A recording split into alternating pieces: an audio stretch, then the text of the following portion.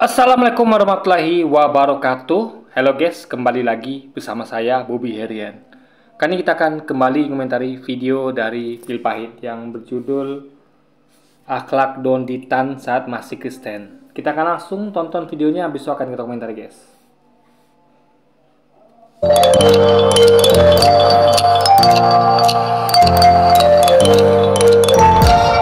Kalau dulu sama istri bisa gimana, begitu di Ketika Islam, marah gitu ya, begitu di Islam udah diem aja, ajarannya sampai ke situ gitu. Iya.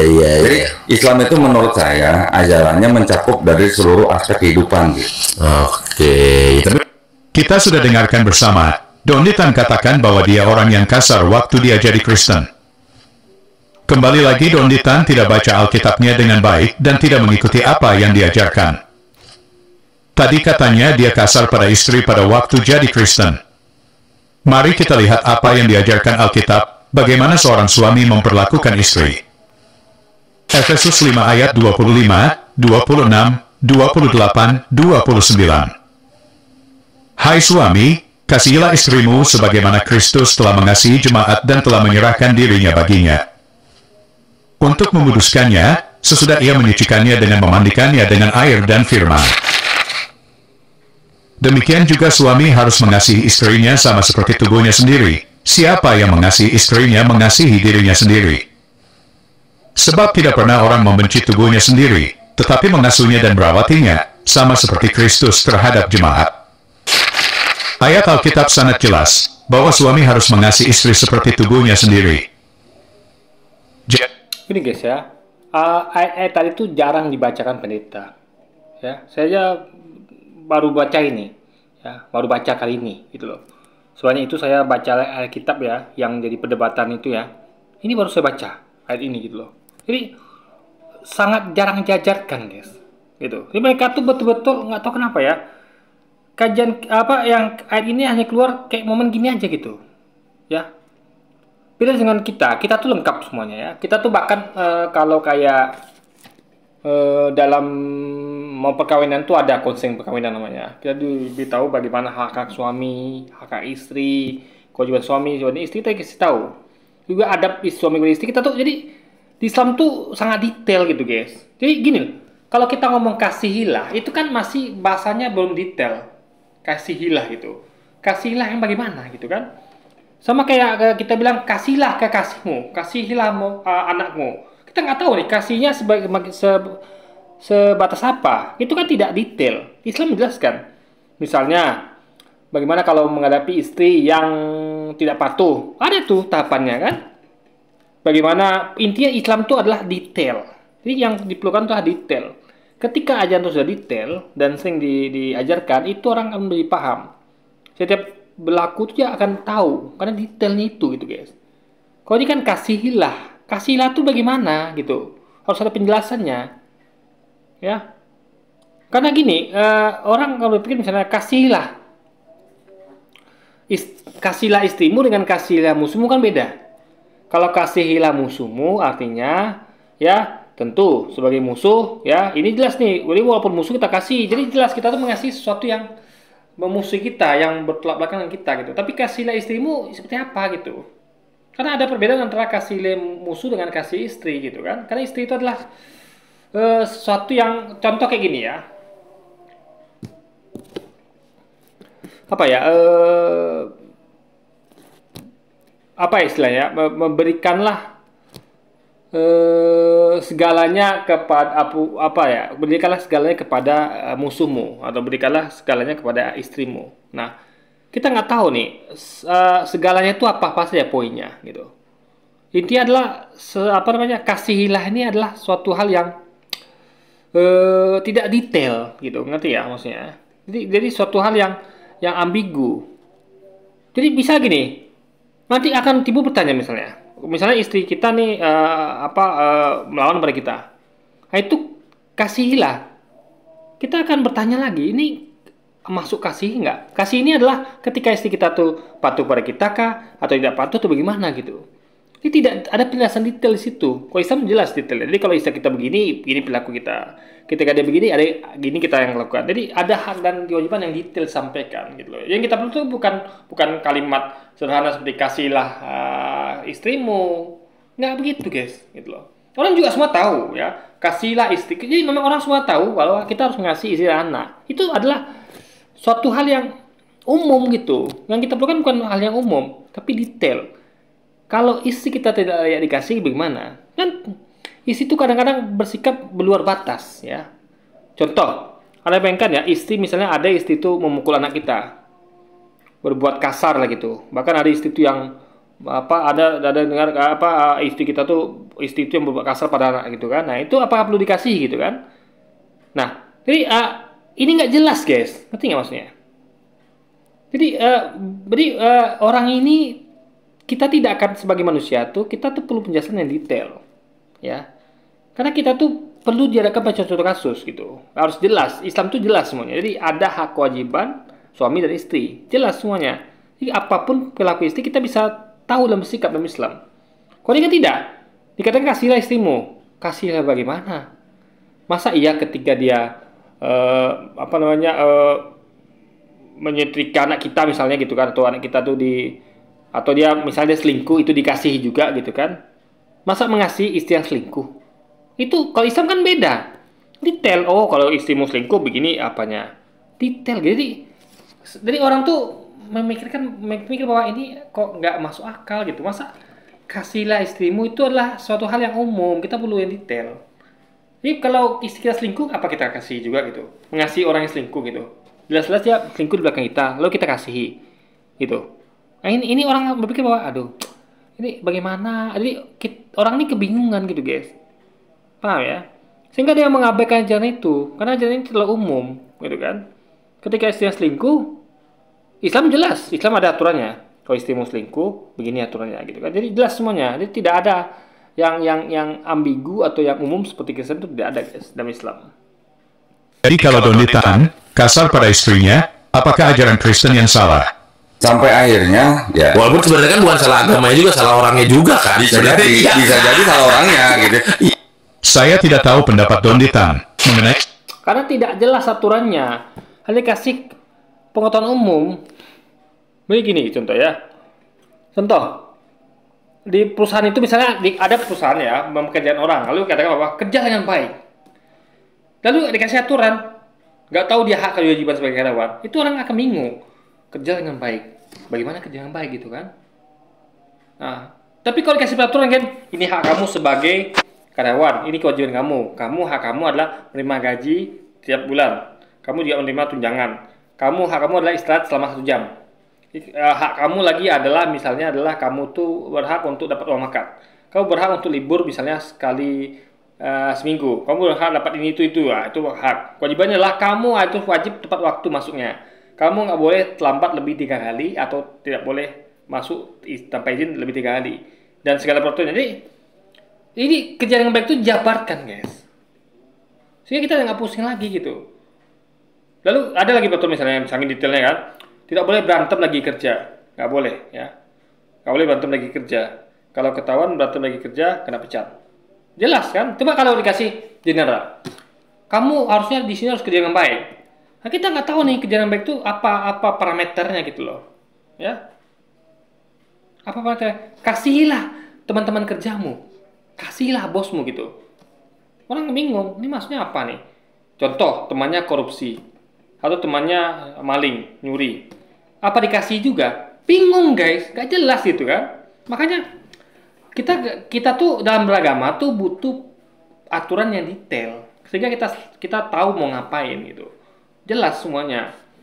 Jadi tidak ada yang bekerja yang baik itu bagaimana, ya kasih itu bagaimana, nggak jelas guys. Maksudnya itu terlalu ya. Kalau istri kita misalnya baik-baik saja, patuh ya kita kasihi. Masa ke istri kita selingkuh atau jahat kita kasih juga? Ini kan jadi nanti dia tuh tidak akan kita kan hidup ini perlu reward and punishment. Nggak mungkin dong semuanya kita kasih, koruptor nggak kasihi, ya kan? Oh nggak apa-apa, kita kasih koruptor, kan ngaco guys. Ya, pemerkosa kita kasih, oh nggak apa-apa, pemerkosa kita kasih aja. kasih aja gak apa-apa gitu kan, nggak bisa guys, harus ada reward and punishment gitu ya. Jadi kasih itu ada batasnya ya, nggak bisa kita satu ngasih semuanya, harus ada punishment untuk agar orang ini jerah dan berubah dan bagi pelajaran bagi yang lainnya. Makanya Anda bayangkan ya, bagaimana Tuhan tuh memberikan reward dan punishment ke dunia ini ya. Anda bayangkan itu, yang berbuat baik dikasih reward, yang berbuat jahat dikasih punishment. Contohnya Firaun dihukum ya. Apakah Tuhan mengasihi Firaun? Tidak ya. Awalnya Tuhan mengasihi Firaun, dikasih kesempatan, tapi ujungnya dikasih hukuman untuk agar menjadi pelajaran bagi manusia. Jadi nggak ada kamus kasihlah itu dipakai untuk segalanya, itu nggak masuk akal guys gitu. Kasihilah musuhmu ya. Kalau dalam hal misalnya gini, kita sudah mengalahkan musuh kita, lalu dia nyerah pada kita dan dia mengaku kalah dan dia tuh jadi ulang lagi ya, kita boleh, dia kan musuh kita pasti kan, nah, kita boleh kasihi. Tapi kalau dia terus membunuh ibaratnya membuat zolim, masa kita kasih juga gitu loh ya, kita lawan ya, kita hentikan aksinya gitu loh guys. Nah, ini poinnya adalah suatu ajaran tuh harus jelas biar agar orang paham.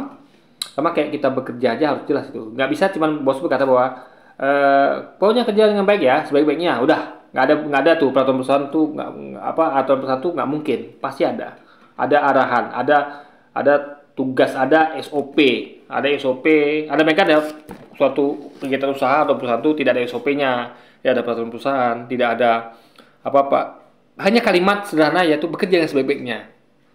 Sama kayak di agama Kristen adalah tidak ada detail lah gitu. Harus bagaimana ketika istri kita misalnya selingkuh, dia tidak taat pada kita, dia nakal segala macam. Jadi rumusannya hanya satu, kasihilah istrimu. Ini kan orang kan bingung gitu guys, ya kan? Harusnya ada reward and punishment. Jadi hidup itu perlu reward and punishment agar orang itu belajar di situ. Kalau tidak dihukum ketika dia buat salah, dia tidak akan pernah paham guys. Ya, dikasih terus. Gimana caranya? Dia akan anggap remeh dia kan. Oh, saya berbuat salah, berbuat jahat, dikasih terus kok. Saya koruptor nggak dihukum kok, dikasih terus. Itu kan gimana ceritanya guys, logikanya kan. Mengenai surah 4 ayat 34 dalam Quran yang memperbolehkan suami memukul istri jika istri tidak taat pada suami. Nah, ini beda ya. Memukulnya dengan cara yang tidak menyakitkan. Tidak berbekas, tidak menyakitkan. Ya, contoh kasih ini. Nah, ini mukul nih. Nah, kira-kira berbekas nggak? Sakit nggak? Nggak sakit. Memukulnya tuh tanda kalau kita tuh nggak setuju dengan perbuatannya, nggak suka. Ya, bukan ditinju, bukan ditar gitu, bukan. Begini, mukulnya begini saja. Dan nggak boleh bagian muka. Ya, harus bagian tangan lah bagusnya, tangan atau kaki. Intinya adalah tidak menyakitkan. Kalau gini, ini sakit nih, nih. Ini sakit nih, nggak begitu. Nih, berbekas. Mungkin apa bekasnya. Tapi dia begini. Nah, nih. Nah. Sekadar dia tahu kalau kita tuh udah menghukum dia. Ini udah nggak main-main nih, udah beraksi kita gitu kan. Jadi, Anda bayangkan kalau kita kasih, istri kita selingkuh. Kita kasih, oh sayang, nggak apa-apa selingkuh gitu. Makin error dia. Wih, enak juga suamiku nih ya, selingkuh nggak apa-apa gitu kan. Selingkuh lagi ya gitu. Tapi kalau dia jangan selingkuh, dia sudah macam-macam saja. Kita misal pukul begini, dia ngerti, oh suamiku marah nih kalau gini nih. Ah, besok jangan buat lagi lah. Ya, kalau dia punya otak pasti dia akan bilang begitu. Nah, jadi kita tinggal lihat nih, dilakukan seperti itu dia masih melakukan nggak? Berarti dia memang nggak ada O-nya gitu kan. Tapi kalau Anda kasih juga, itu jelas. Itu memang Anda yang sengaja membuat dia nggak ada itu. Kita ingin ketika memukul itu ya, dengan yang tidak menyakitkan, tidak membekas, itu agar dia tuh langsung kembali ke tracknya gitu. Sama kayak kuda. Kuda itu kan ketika dia tuh keluar track kan harus dipecut. Tapi kuda sakit, ini nggak sakit guys. Agar semacam untuk mengingatkan dia kembali ke track gitu, jangan menyimpang gitu loh. Ngerti ya? Contoh lagi, kayak orang ngantuk. Pernah kan ya? Orang ngantuk ketika Jumatan misalnya, atau mau sholat. Kadang saya pernah ngalamin deh guys. Saya saking ngantuknya kan, malam kurang tidur. Jadi saya tuh sampai lagi nunggu ceramah lama kali kan, saya ketiduran. Itu saya tepuk, gini. Bang, bangun bang. Kadang dia tepuk aja gitu kan, langsung bangun saya. Karena biar tidak ketinggalan sholat gitu guys. Jadi orang tuh kadang-kadang butuh hal seperti itu untuk mengingatkan dia agar langsung kembali ke track gitu. Itulah manusia. Kita nggak sempurna, kita butuh bantuan orang untuk mengingatkan kita, saling mengingatkan kita gitu kan. Nah, itu poinnya guys. Jadi dia nggak ngerti pukul yang bagaimana dulu gitu, ya kan? Ya, jadi kan pukullah dengan cara yang tidak menyakitkan. Kalau Anda pukul, itu sakit tuh. Gini, nggak sakit. Jadi soalnya nggak menyakitkan gitu. Kelihatannya main-main, enggak, ini nggak main-main, guys. Ini serius. Ini serius nih. Kalau kita sudah main fisik itu serius, ya. Cuman kadarnya pelan. Orang nggak serius, jadi gini. Kita tuh kalau nggak serius tuh kita diam. Lalu dengan kata-kata, dengan perbuatan itu dimukul tadi dengan tidak sakit. Itu serius berarti. Dia tahu. Oh, kita udah melangkah ke step-stepnya lagi nih. Oh nih orang suamiku udah marah nih gitu kan. Jadi beda dengan kasihi gitu. Jadi Islam tuh detail ajarannya. Jadi enak kita dalam Islam tuh. Tahu kita mau ngapain gitu. Ya. Jadi jelas nggak ada itu kayak di pesan juga kalau kamu terlambat SP1 atau apa aja detail kan itu. Apa yang kena SP1, kena SP2, kena SP3. Coba kalau tidak ada, tiba-tiba kamu dipecat. Kamu SP1. Apa sih? Saya apa sih itu kan? Orang kan bingung. Bagi mereka sudah bekerja dengan baik gitu. Padahal penilaian apa beda gitu kan. Makanya harus dikasih detail apa saja itu bekerja dengan baik itu gitu kan. Itu berupa SOP dan peraturan perusahaan guys. Itu poinnya. Jika istri tidak taat pada suami, Rasul Paulus saja yang katanya penjahat dan pencipta agama Kristen tidak pernah mengajarkan hal seperti itu. Apa boleh seorang suami menikah lagi tanpa sepengetahuan istri pertama? Poligami diam-diam. Apa hukumnya dalam Islam dan bagaimana pandangan Islam? Dua saya jelaskan. Pertama pandangan negara, yang kedua pandangan agama. Menurut pandangan agama Islam, sah nikah kalau cukup rukun dan syarat. Ada mahar, ada ijab, ada qabul, ada wali, ada dua orang saksi. Aku nikahkan engkau dengan anakku dengan mahar seperangkat alat salat dan sebentuk cincin emas tunai, sah. Tak ada syarat izin istri pertama menurut hukum fikih. Tapi menurut hukum Republik Indonesia tidak sah nikah kecuali izin istri pertama. Maka siapa yang mau poligami, mintalah istri membuat surat pernyataan ditandatangani matre 6.000. Saya yang bertanda tangan di bawah ini dengan ini tidak ada keterpaksaan bahwa saya ridho dan setuju bahwa suami saya menikah sekali-kali. Lalu bagaimana menurut Don Ditan atas pandangan agama? Begini, saya terangkan ya. Nikah itu bukannya gampang guys. Saya pelaku pernikahan, saya sudah menikah gitu. Saya punya anak 2. Nggak gampang nikah tuh guys ya. Untuk kita ngurus satu istri saya sudah susah ya. Apalagi dapat istri yang nauzubillah bandelnya, yang tidak taatnya nauzubillah. Susah guys. Saya aja nggak sanggup istri 2, nggak sanggup saya terus terang gitu kan. Susah gitu kan. Saya yang dibekali yang diberi fisik yang prima nggak mampu dengan akal yang lumayan nggak bego-bego amat ini susah gitu. Jadi itu nggak main-main istri 2 itu. Anda harus mampu berlaku adil. Ya, meskipun tidak dapat istri pertama, Anda mampu nggak berlaku adil. Nah, menurut saya berlaku adil itu adalah bagian poin adalah termasuk meminta izin istri pertama. Itu namanya keadilan. Jadi saya di sini jujur saya agak berbeda pendapat dengan Ustaz Somad, jujur saya agak berbeda pendapat ya. Karena bagi saya berlaku adil itu adalah termasuk meminta izin pada istri pertama, itu namanya adil. Kalau kita nggak minta izin namanya kita nggak adil. Dan harus lewati rintangan lainnya, apa itu? Itu tadi saksi dari pihak pengantin perempuan dan saksi dari pihak kita. Nah, orang tua termasuk orang tua dari mempelai wanita, apa dia mau anaknya itu dipoligami? Ngerti nggak? Jadi berat guys, berat sekali gitu. Ya, jadi nggak gampang poligami itu. Memang ibaratnya kayak sesuatu yang boleh tapi kayak gini loh. Kayak Anda tuh boleh beli mobil Lamborghini, boleh. Tapi Anda mampu, ya mobilnya nggak ada di sini. Bahkan ini lebih ekstrim ya. Mobil itu Anda kalau di sini kan gampang, Anda tinggal cari uang. Ya, kalau ini kan beda lagi. Jadi mobil Lamborghini itu misalnya di atas gunung, Anda harus ke satu dengan manjat gunung segala macam. Jadi memang susah sekali guys poligami itu gitu.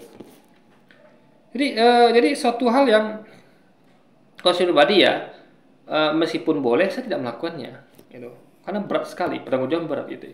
Jadi kita tuh hidup tuh jangan hanya mau enaknya saja, ya. Jangan mau enaknya saja. Kita harus pertimbangkan mudaratnya juga gitu, ya. Karena kalau sama kayak gini ya, apa ya? Anda mampu megang misalnya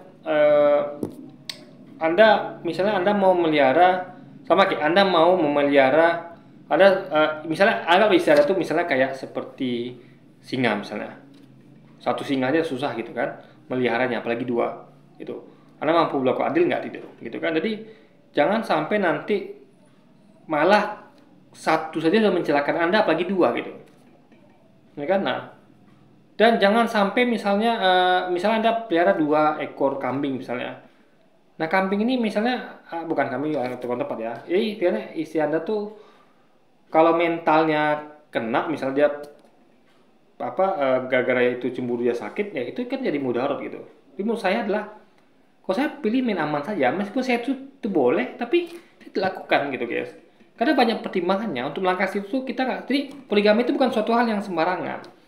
Jadi meskipun Allah mudahkan, kita jangan buat mudah gitu. Maksudnya tuh mudahkan dalam artian dibolehkan tapi tidak mudah juga gitu guys. Maksudnya itu bukan Allah mudahkan ya, Allah bolehkan tapi dengan cara yang sulit. Sulit sekali poligami itu. Ya. Nikah sekali aja sulit, apalagi poligami. Nikah sekali ya. Anda bayangkan Anda harus memberi makan istri Anda selama tiap bulan ya. Beri nafkah gitu. Berbagi hasil kerja Anda. Kalau Anda nganggur bagaimana? Ibaratnya Anda terus dipaksa untuk kerja terus, guys. Itu berat. Kalau Anda nganggur saja, nggak punya tabungan, habis sudah. Anda akan dicap nanti sebagai suami yang tak bertanggung jawab. Padahal bukan salah kita. Memang kita belum ada kerjaan itu kan. Dan saya merasakan itu. Berat, guys. Jadi punya istri satu sih berat, apalagi poligami. Jadi itu adalah sesuatu yang dibolehkan, tapi saya tidak menganjurkan. Ya. Kecuali bagi orang-orang yang benar-benar, yang betul-betul hanya orang-orang yang betul-betul spesial yang bisa gitu.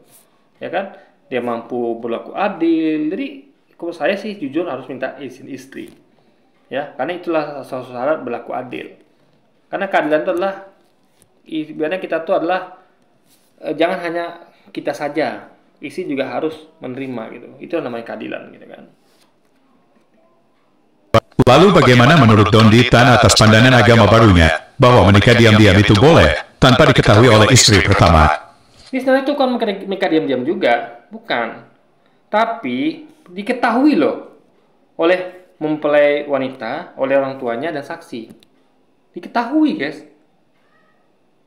Ini bukan diam-diam dalam artian kayak kita pergi ke maksiat gitu ya. Itu diam-diam. Saksi nggak ada, orang tuanya nggak ada. Nggak, ini tahu gitu.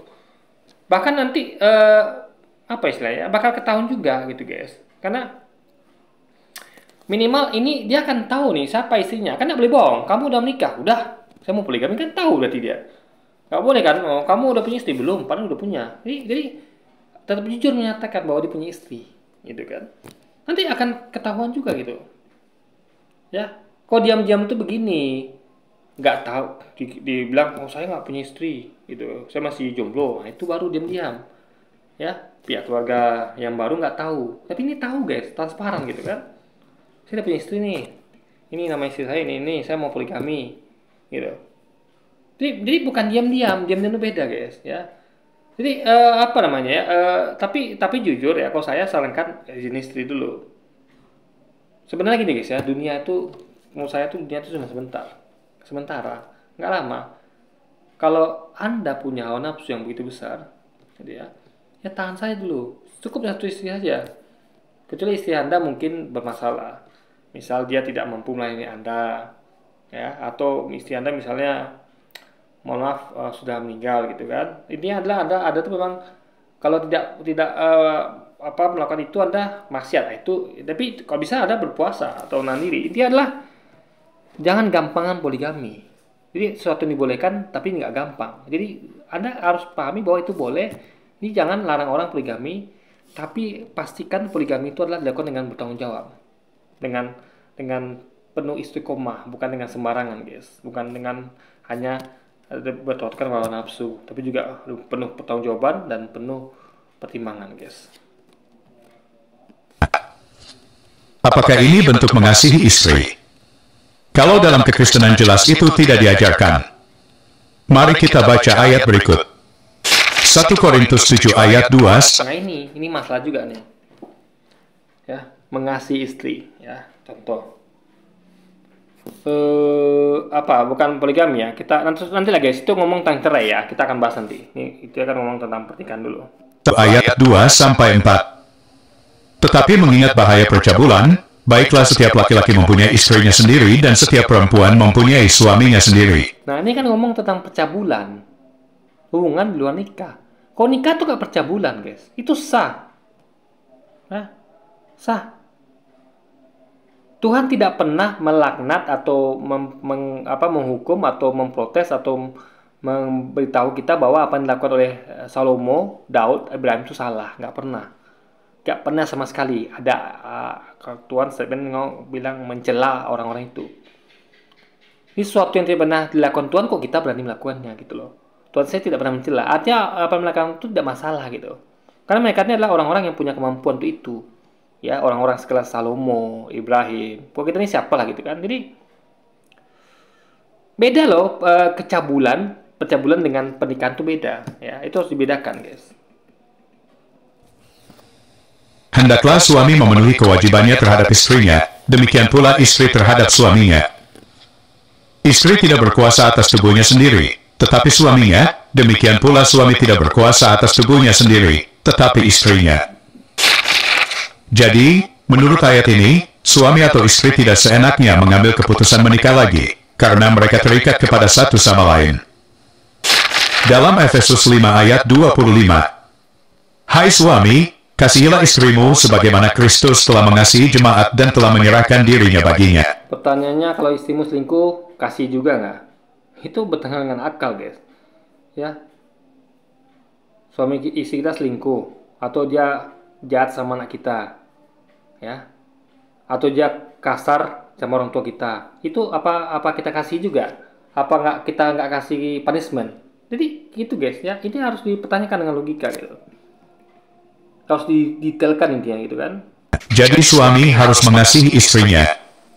Bentuk dari mengasihi istri adalah dengan tidak menduakan cintanya dan tidak menyakiti hatinya. Para petawan Islam, bunuh semut aja mikir 2 kali loh. Tadi dia juga katakan, saat jadi Islam, bahkan bunuh semut saja dia tidak berani. Kira-kira setelah masuk Islam, apakah Donditan berani bunuh cicak? Soalnya dalam Islam setahu saya, membunuh cicak itu ada pahalanya. Ustaz, kalau membunuh cicak harus sekali pukul Ustaz. Tapi Ustaz, kalau membunuhnya sampai hancur, apakah hukumnya berpahala? Berpahala. Ditabrak ya cicak itu pakai mobil, bersisa sama sekali, hancur. Hadis tentang membunuh cicak sahih Bukhari tentang membunuh cicak. Bagaimana? Apakah Donditan? Jadi hewan itu beda-beda. Ya. Ada hewan yang berbahaya, ada hewan tidak. Ya, kayak semut. Semut tuh kalau sedikit dia nggak berbahaya. Ada tahu ada semut yang berbahaya? Di daerah mana itu? Semut tuh saking bahaya dia bisa bunuh orang, guys. Ya, merusak dia semut itu. Nah itu boleh. Makanya ada obat obat pembasmi semut. Ya, obat pembasmi tikus. Karena kan ya tikus itu ketika di Eropa itu pernah wabah penyakit pes gitu kan, tipes. Itu banyak orang meninggal. Itu mudaratnya banyak sekali. Makanya itu dimusnahkan tikus itu. Nggak masalah. Jadi binatang itu, hewan itu, ada kalanya kita harus melakukan hal yang harus dilakukan, ya. Ketika dia sudah membahayakan kita, ya. Contoh misalnya, kayak misalnya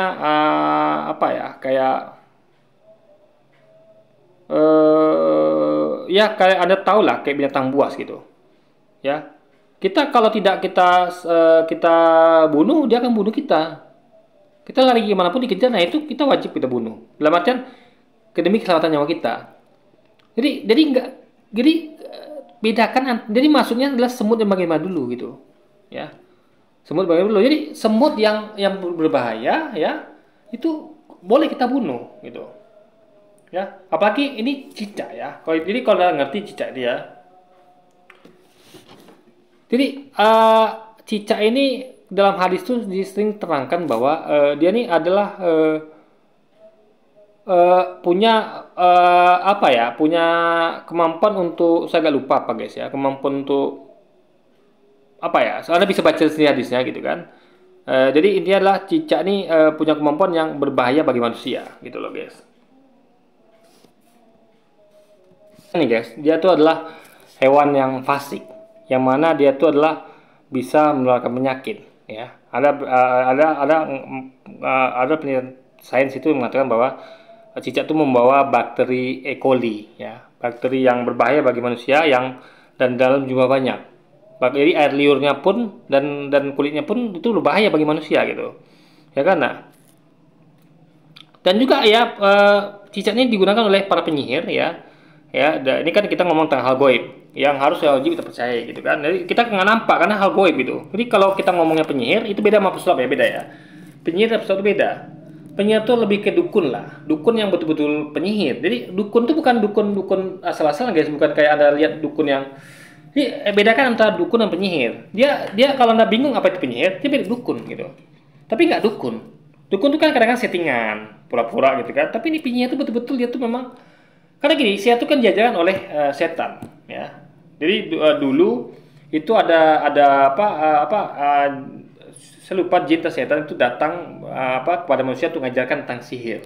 Nah, itu adalah ujian bagi manusia, ya. Datang dari Tuhan untuk manusia diuji, apakah dia mau ngambil atau tidak. Kalau ngambil berarti dia tidak lulus ujian, berarti dia adalah menjadi orang yang fasik gitu. Karena tidak boleh, haram menggunakan sihir, mempelajari sihir itu haram, suatu diharamkan. Tapi itulah dikasih sebagai ujian, ya, dikasih kayak bara. Anda ngambil, Anda akan terbakar, ya. Meskipun itu bisa digunakan untuk bakar orang misalnya. Jadi orang penyihir itu menggunakan cicak sebagai media untuk mata-mata, ya. Maka Anda lihat bagaimana kemampuan cicak tuh. Dia bisa menempel, ya, bisa dia tuh bergerak cepat gitu kan. Intinya adalah cicak itu sesuatu yang sangat berbahaya dalam ilmu sains itu. Juga dulu ada riwayatnya cicak itu adalah termasuk hewan yang menyemburkan meniup api yang membakar Ibrahim. Gitu loh guys. Jadi ini adalah istilahnya adalah kalau dulu kita lihat kan kalau di surga itu ya ada namanya ular gitu kan. Ular representasi itu. Jadi iblis itu berbentuk ular. Jadi ini adalah hal-hal yang memang terjadi gitu. Memang hewan-hewan ini diciptakan Tuhan ini ada tujuan tertentu gitu. Jadi nggak semua hewan itu sama. Nah, ada hewan-hewan tertentu yang contohnya kayak babi haram dimakan gitu kan. Ada yang hewan boleh dimakan. Ada yang memang tujuannya adalah untuk apa ya? Untuk hewan sebagai penguasa misalnya kayak singa gitu kan. Atau kayak di laut itu hiu kayak gitu-gitu. Jadi memang ada hewan yang berbahaya bagi manusia, ada. Tuhan ciptakan hiu, singa misalnya gitu kan, lalu cicak gitu. Jadi itu hal-hal yang harus kita pahami. Dan ingat mukulnya pun ya, ini logika guys ya. Mukulnya harus sekali pukul agar tidak menyakitkan. Harus mati dalam sekali pukul. Ya. Ngerti nggak? Sekali pukul mati. Artinya merasakan sakit sedetik. Mati gitu kan. Tapi kalau ada pukul 2 kali, berkurang pahalanya. Dia 1 kali pukul 100 kebaikan. Kalau ada pukul sampai 100 kali, berarti hilang kebaikannya. Hilang pahalanya. Ada pukul 99 kali, ya, berarti ada dapat 1 pahala. Nantinya adalah kalau bisa sekali pukul. Ibarat itu tidak menyakitkan bagi sang cicak gitu kan. Jadi itu pun ada adabnya guys. Jadi Anda bukan bayangkan bahwa bunuh cicak itu adalah menyiksa cicak, enggak. Dibunuh agar kita tuh terhindar dari mara bahaya yang dia. Sama kayak Anda bayangkan kayak Anda membunuh singa misalnya yang berbahaya, ya. Itu kalau bisa jangan disiksa. Langsung bagaimana caranya sekali pukul dia langsung mati gitu, guys. Sekali pukul. Sehingga dia tidak merasakan jadi adab tuh ada kepada hewan. Sekali pukul. Karena kan mungkin cicak disembelih kan mungkin. Ini untuk hewan-hewan ternak itu disembelih. Karena memang dia itu adalah hewan yang bisa kita pelihara, bisa kita kandang. Kalau memang sengaja itu kita bahan makanan memang sengaja kita tuh pelihara, itu bisa kita sembelih. Cicak nggak mungkin kita sembelih, maka sekali pukul gitu guys. Nah,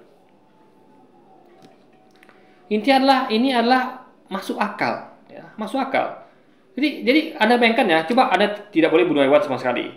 Di depan Anda ada singa, dia akan ngejar Anda kemana Anda pergi.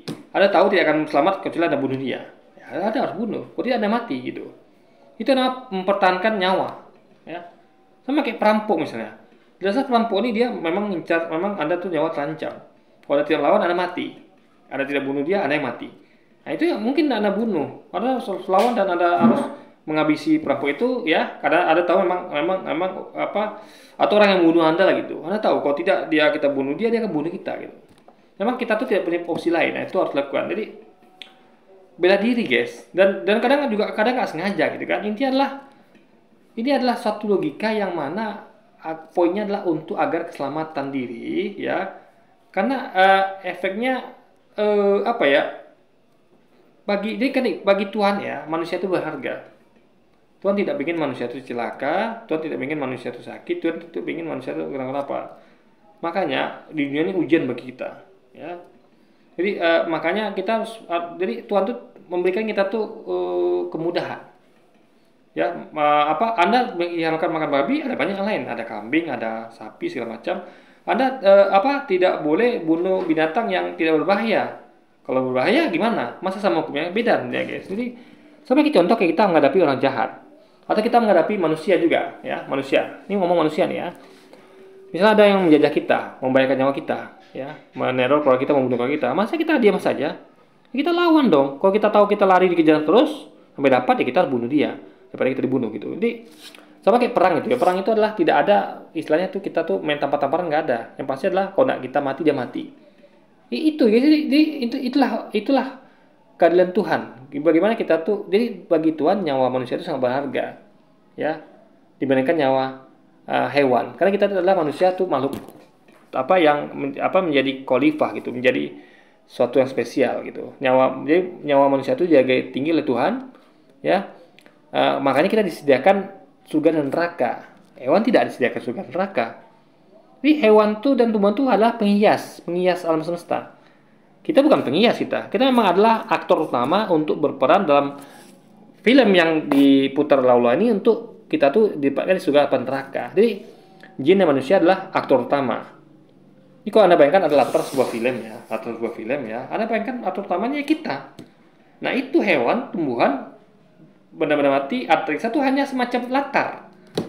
Ya, latar yang tidak berpengaruh pada jalan cerita gitu. Kita yang aktor utamanya. Jadi ketika terjadi apa-apa sama kita, itu penonton yang akan kecewa, sedih, marah gitu. Kalau latar tidak ngaruh gitu. Ngerti lagi berikutnya. Jadi intinya adalah semua ciptaan ini hanya pendukung kita sebagai manusia dan jin. Ya. Jadi surga ini ciptakan untuk kita kelola. Artinya kalau kita mengelola, artinya semuanya itu adalah dalam kendali kita. Kita pengendalinya. Kita pengendali hewan-hewan, kita pengendali tumbuh-tumbuhan. Ya kan? Maka kita yang dikasih kemampuan lebih. Dikasih kecerdasan. Memang hewan ada beberapa yang berbahaya dikasih kekuatan. Tapi tidak kecerdasan. Kita dikasih kekuatan dan kecerdasan. Kita unggul pada mereka. Sehingga tidak mungkin hewan yang mengelola manusia. Yang memelihara manusia, itu sebaliknya, manusia akan mengelola dan memelihara hewan. Makanya ada kategori hewan berbahaya dan mana hewan tidak berbahaya. Ada kategori hewan yang boleh makan. Jadi itu semuanya kategori nggak sama guys, hewan-hewan itu gitu kan. Itu logika berpikirnya. Titan akan berani bunuh cicak karena ada pahalanya atau dia akan tidak tega juga sama seperti kepada semut. Untuk menjawab itu, biarlah Dondit. Ini Anda bayangkan ya, cicak itu ya. Saya pernah memasuki rumah saya guys ya. Saya pernah kerja luar biasa sibuk waktu di hotel gitu kan. Betul-betul rumah tuh sempat saya bersihkan. Rumah memang pernah saya tinggalkan numpang di rumah tante. Rumah tante lah, rumah nenek gitu kan. Saya numpang selama beberapa tahun. Itu betul rumah itu tidak pernah saya sentuh gitu. Nah, sempat saya bersihkan karena totalnya jauh. Saya kerjanya betul-betul luar biasa. Masa tuh kadang cuma tidur 3 jam, kadang udah pulang dipanggil lagi, nggak kerja itu udah kayak udah melebihi bahkan pemadam kebakaran guys, luar biasa gitu. Jadi saya nggak sempat itu ngurusin rumah, buat saya jauh gitu kan. Nah saya datang ke rumah itu ketika saya baru berhenti kerja ya di hotel itu, memang udah habis rezekinya di situ. Saya datang ke rumah itu guys, luar biasa, tai cicak di mana-mana guys. Jadi Anda kayak yang pernah, jadi tai cicak ini mengerikan guys. Di kasur itu ya, itu penuh tai cicak. Di sela-sela itu, jadi ini menjijikkan ya, dan apa ya? Dan ini berbahaya, penyakit guys. Saya gitu masuk rumah tuh saya langsung bersin, langsung flu saya gitu, mengerikan. Memang ilmuwan pun mengatakan dia tuh memang membawa bakteri yang sangat banyak gitu. Ini tai cicak tuh, aduh, Anda kalau pernah lihat lah tai cicak tuh guys, aduh, menjijikkan lah. Dia bentuk-bentuknya tuh kayak hitam-hitam apa gitu ya, kayak apa tuh modelnya tuh ya, kayak beras warna hitam guys. Nah beras tuh kalau warna hitam ya gimana, tapi rapuh-rapuh gitu, pokoknya menjijikkan lah guys. Dan itu berserak guys, penuh kasur saya dibuatnya gitu kan, lantai apa semua itu. Dan cicak itu bisa masuk ke rumah dengan gampang. Kok tikus susah. Asal Anda bisa jaga agar Anda tidak punya lubang yang kira-kira yang bisa masuk tikus, aman untuk Anda. Tapi makanya kayak di WC itu kan yang sering tempat masuk tikus itu, WC itu, lubang WC itu kan. Dari bawahnya tempat kita bawah lantai itu kan. Nah, itu kan kita tutup loh. Kita beli alat untuk nutupnya itu. Aman, tidak ada tikus sama kita. Tapi kalau cicak guys luar biasa. Dia di mana-mana guys. Ya, tiba di dinding, di atap, aduh, di kasur, di pakaian, aduh parah guys. Jadi menurut saya cicak itu memang ngeselin guys. Dalam arti memang berbahaya, memang kotorannya pun dan populasi pun banyak. Di rumah tuh paling banyak hewan tuh cicak lah. Tikus 1-2. Itu pun kalau kita tuh tikus tuh hanya betul-betul sial kita, betul-betul kita tuh kecolongan. Tapi cicak enggak. Kita kecolongan bakal ada cicak. Rumah yang bersih sekalipun ada cicak guys. Anda bayangkan itu juga. Rumah yang jaga kebersihan itu pasti ada cicaknya gitu. Cicak itu adalah, kalau tikus kita bisa jaga kebersihan aman tikus gitu kan. Cicak enggak, mau bersih pun mana ada tikus, ada cicak guys. Kan cicak itu adalah tidak mengenal tempat dia. Dia nggak peduli mau bersih mau enggak, dia akan senang di situ gitu guys. Dan itu kotorannya berbahaya gitu kan. Mengganggu gitu guys. Ya, itu poinnya. Tuh, biarlah Donditan menjawab. Mari kita lanjut ke statement berikutnya.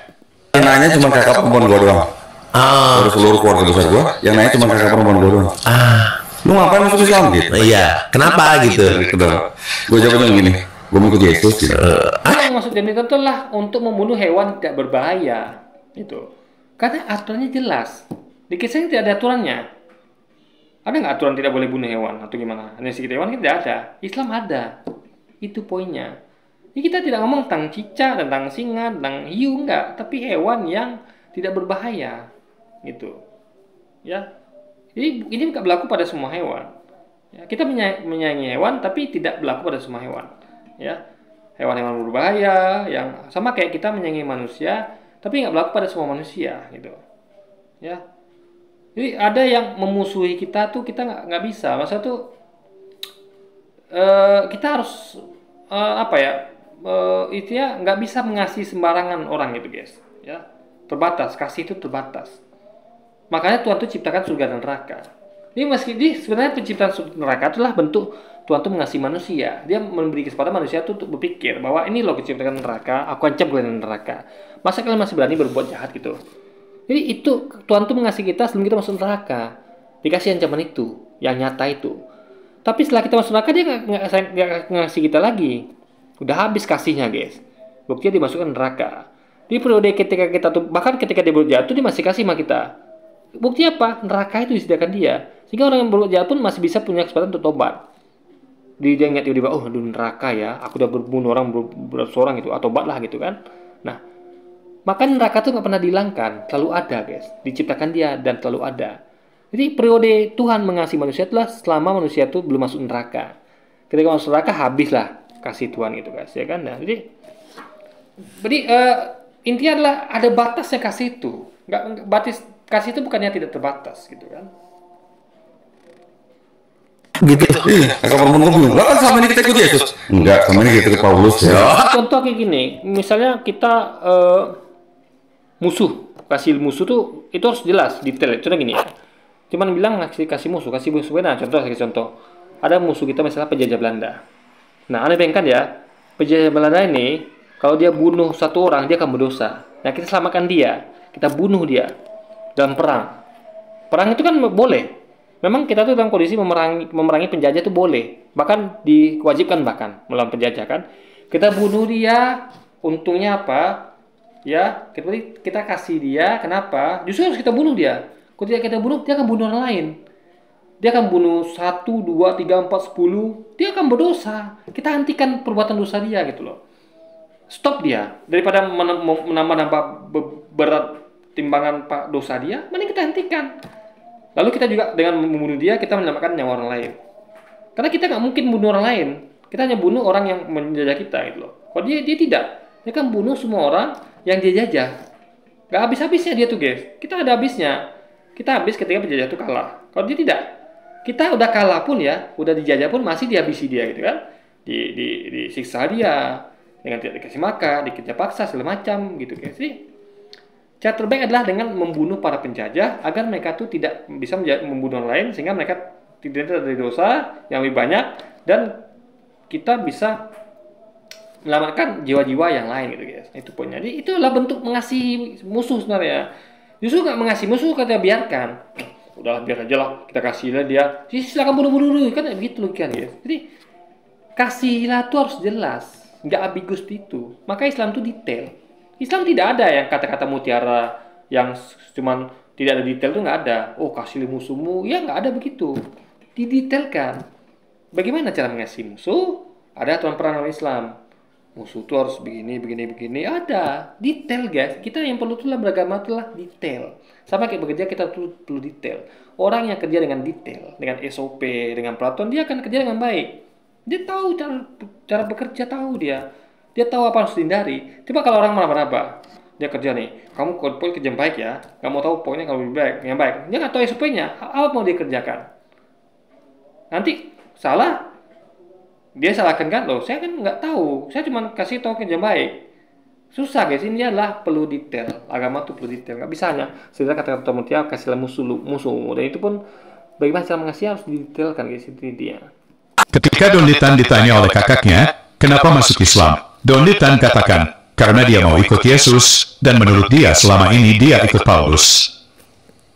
Mari kita lihat, apakah Don Litan... Gini, dogma, kita ngomong dogma Kristen itu adalah dibangun atas dasar pemikiran Papa Gereja, ya, yang diinisiasi oleh Paulus gitu, ya, yang role modelnya Paulus, yang makanya mereka ini kan penganut Trinitarian. Sementara Yesus itu pengikutnya itu menganut dogma Unitarian yang mengakui Yesus hanya Tuhan. Itu yang ada mula-mula itu komunitarian, ya, yang mengikuti yang disebut sebagai umat Nasrani, bukan agama Nasrani. Umat Nasrani itu adalah nama umat, belum jadi nama agama. Belakang baru jadi agama, itu baru mulai kacau guys ya. Yang mana tidak ada nama agama Nasrani awalnya, hanya ada nama umat, tiba-tiba berubah jadi agama. Sama apalagi lebih ke Kristen itu lebih kacau lagi. Jadi itu adalah kaum Trinitarian yang membunuh, membantai, menghabisi orang-orang Unitarian, pengikut Yesus awal gitu. Nah, jadi ini adalah penyimpangan dari ajaran Yesus gitu. Jadi betul apa yang kata Litan. Jadi kalau dia ngikut Kristen, dia tidak ngikutin ajaran Yesus, tapi Paulus guys. Karena dogma itu berbeda dengan apa yang Yesus ajarkan. Jadi di akhir itu ada ajaran Yesus, ada ajaran Paulus. Beda itu. Anda bandingkan pasti akan jadi kontradiksi.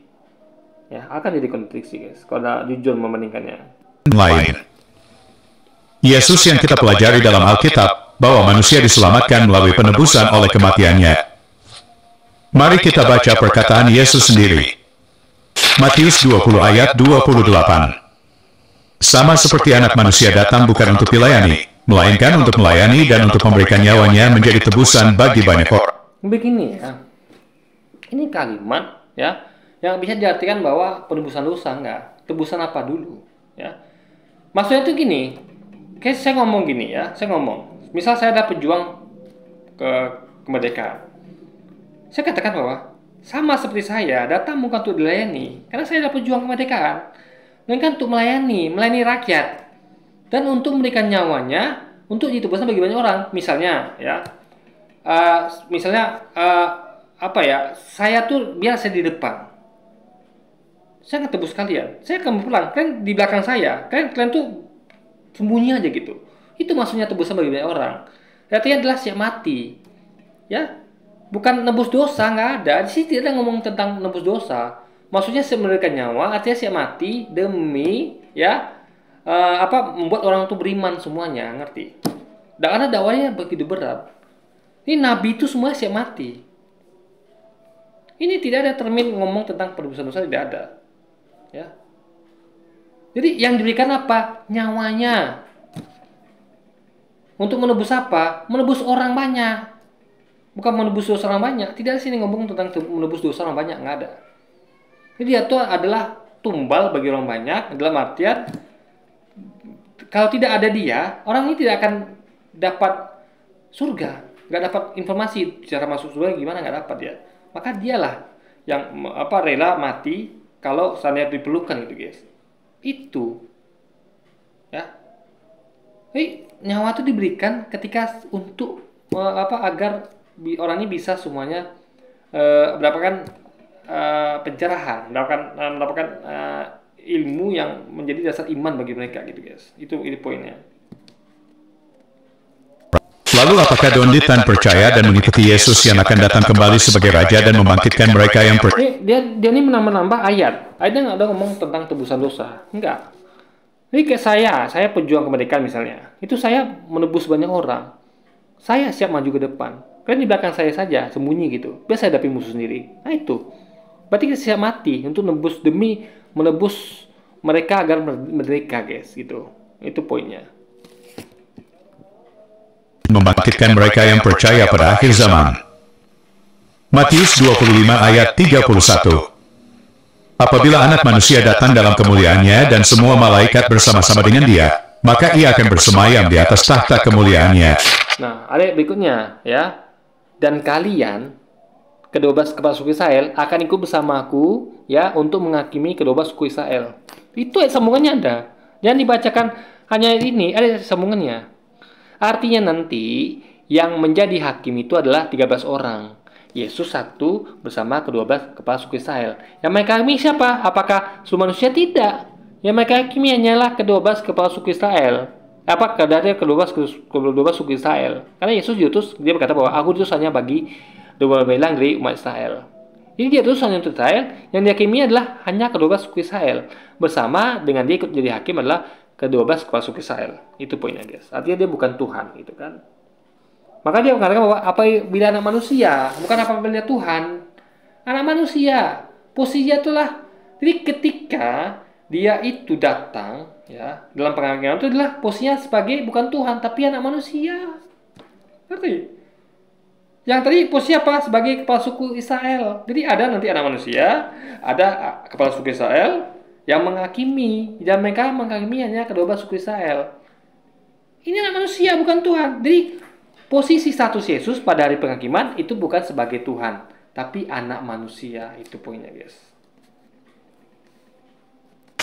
Itu baru contoh beberapa ayat. Apakah Don Dittan percaya apa yang dikatakan Yesus dan mengikutinya? Kok saya percaya? Tapi percaya yang benar dengan pemahaman bahasa yang baik dan benar. Bahwa dia datang bukan untuk menebus dosa. Dia di hari penghakiman itu bukan untuk sebagai Tuhan, tapi sebagai anak manusia. Ya, sebagai anak manusia. Sebagai nabi, bukan Tuhan. Karena Tuhan bukanlah manusia, juga bukan anak manusia. Tapi Yesus adalah anak manusia. Artinya Yesus bukan Tuhan. Selesai. Itu kalimat sederhana. Itu bahasa yang sederhana sekali, yang simple itu guys. Sama kayak Clark Kent bukanlah Batman, tapi Clark Kent adalah Superman. Tuhan bukan manusia, juga bukan manusia, berarti Tuhan bukanlah Yesus. Karena Yesus adalah manusia, sekaligus anak manusia. Dan Yesus datang itu nanti sebagai Tuhan, bukan sebagai anak manusia guys. Dia di penghakiman. Berarti dia cuma anak manusia, bukan Tuhan. Oh, saya tahu Don Dittan fokus pada hal-hal lahiriah, seperti sunat, kain kafan, puasa, sholat. Meskipun itu cuma... Loh, itu Yesus ngajarkan tentang hal-hal lahiriah. Bagaimana kita tuh mengelola domba. Itu hal lahiriah. Bagaimana kita mempersembahkan korban bakaran. Itu ritual lahiriah. Bahkan kita tuh menolong orang miskin. Bahkan kita tuh harus menjual semua harta kita untuk diberikan kepada fakir miskin. Itu adalah ritual namanya, aksi fisik gitu kan. Jadi nggak ada Yesus tuh mengajarkan bahwa kita tuh hanya cukup dalam hati, nggak ada. Semuanya perlu action. Ya, bahkan katanya di tempat ibadah itu bahkan itu perempuan tuh harus menutupi kepalanya, melindungi kepalanya, alias seperti biarawati itu ditutup kepalanya. Kalau tidak dia dicukur rambutnya, alias dibotakin. Karena dia melanggar. Jadi itu udah kepada fisik. Makanya karena dia tuh fisik biarawati itu beda dengan fisik jemaat biasa. Biarawati itu semuanya susah-susah itu biarawati itu pakai kalau kita sebut yang satu hijab atau jilbab, pakaian untuk aurat, jilbabnya tidak. Nah, itu sudah namanya fisik. Siapa bilang tidak ada fisik di Kristen? Dan itu benar, Ini tidak hanya ajaran hati, tapi juga fisik, guys, gitu kan? Logika berpikiran. Apakah Yesus pernah memerintahkan itu semua? Yang Yesus pernah perintahkan agar orang yang percaya harus dibaptis. Apakah Don Litan mengikuti itu? Tentu saja tidak. Ya, masalahnya gini, ya. Kita dalam Islam itu meyakini nabi-nabi. Yesus, Muhammad, Ibrahim, Musa. Kita mengikuti Yesus, tidak mengikuti dia. Dalam artian, kayak gini contoh ya. Kita punya presiden, sekarang Presiden Jokowi misalnya. Kita punya presiden sebelumnya adalah Megawati, Prabowo, Megawati, Gus Dur, Soeharto, ya, sampai Soekarno. Nah, mereka semua itu kita ikutin, tapi kita ikutin sebenarnya lah yang sekarang. Itu ngerti ya? Kebijakan yang presiden sekarang kita ikutin. Dulu tuh kita ikutin untuk orang zaman itu. Gitu. Jadi kita mengikuti Yesus dalam artian sebagai salah satu nabi, bukan sebagai nabi yang untuk kita sekarang. Kita mengikuti Soeharto bukan sebagai presiden kita sekarang, tapi contoh bagi presiden masa lalu gitu loh. Ngerti ya? Role model, bukan untuk seperti yang ditaati seperti sekarang, guys. Itu kayak begitu. Mungkin Don Litan sedang mengikuti Yesus yang lain, seperti yang Rasul Paulus katakan. 2 Korintus 11 ayat 4. Sebab kamu sabar saja, jika ada seorang datang memberitakan Yesus yang lain daripada yang telah kami beritakan, atau memberikan kepada kamu roh yang lain daripada yang telah kamu terima, atau Injil yang lain daripada yang telah kamu terima. Injil yang mana dulu? Injil itu adalah yang memberitakan Yesus. Yesus memberitakan Injil di rumah-rumah ibadah. Artinya Yesus itulah yang memberitakan Injil. Bukan Lukas, bukan Matius, bukan Paulus. Jadi ketika Paulus mengaku bahwa ini Injil, itu bukan Injil. Itu kesaksian Paulus. Injil adalah apa yang diberitakan Yesus. Sebagai Quran. Quran itu adalah bukan kesaksian Umar, Ali, dan Utsman. Bukan. Tapi perkataan Nabi Muhammad. Karena dia adalah sang firman. Dia adalah penyampai utusan resmi Tuhannya. Paham ya? Jadi justru Paulus tidak sedang memberitakan Injil. Ya. Injil yang asli adalah yang apa yang diberitakan Yesus. Bukan Paulus dan lainnya, guys. Dan apa yang diberitakan Yesus, Paulus adalah Yesus yang lain. Yesus yang yang dia berani mengatakan apa yang tidak pernah Yesus katakan atau beritakan atau katakan. Contoh, Yesus pernah mengatakan bahwa dirinya Tuhan atau sembah dia. Paulus berani mengatakan itu, ya kan? Mengajarkan itu. Jadi kan Paulus sedang mengajarkan tentang Yesus yang lain, bukan Yesus yang itu. Yesus itu tidak pernah mengajarkan dia Tuhan dan sembah dia. Tidak pernah mengajarkan tentang penyaliban, tidak pernah. Ya, jadi ya ia mengajarkan itu tentang tauhid, guys. Gitu lagi berpikirnya.